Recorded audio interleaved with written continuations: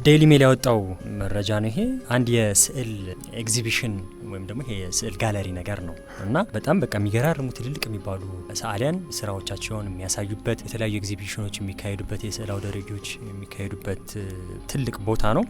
ራሻ ውስጥ የሚገኝ ነው የካትሪንበርግ የምትባል ቦታ ላይ እና አንድ አዲስ ጥበቃ ይቀጥራሉ ለዛ ሙዚየም እንበለው ለዛ አካባቢና በዛ ሰዓት ደግሞ የተለያዩ የስዕል ሾዎችን የሚያሳዩ አውደሪ ላይ የሚቀርቡ ስዕሎች እንዳልኩ በትልቅ ሰዎች የተሳሉ ስዕሎች እዛ ቤት ውስጥ ሞልተዋል፣ ግን ሰው ምናምን የለም እና በጣም ውድ የሚያወጡ ስዕሎች ናቸው። ይሄ አዲስ የተቀጠረው ጥበቃ በቃ ቁጭ ብሎ ሲውል ይደብረውና ያያል ስዕሎችን ያያል እና አንዱን ስዕል ሲያየው የሆነ አብስትራክት ነው ስዕሉ፣ ሰው የሚመስል ነገር እንደዚህ ዝም ብሎ በክብ ነገር የተሳለ አንገት ያለው ነገር የሚመስል ሰው ነገር ነውና ለምን አይነ ነገር አልስልባትም ብሎ ስክሪፕቶ ነገር አንስቶ ሶስት ሰዎች ናቸው ስዕሉ ላይ ያሉትና ሁለቱ ላይ ግራና ቀኝ ያሉት ላይ እንደ አይነ ነገር ይስልባቸዋል። ያችን በማድረጉ $1 ሚሊዮን አጣ ያ ስዕል። በጣም ትልቅ ኪሳራ ነው የጣለባቸው። አና ሊፖርስካያ ይባላል ሰዓሊው። እንግዲህ አስበው በአንዲት ዶት $1 ሚሊዮን አጡ በደበረኝ ባለ ጥበቃ አማካኝነት።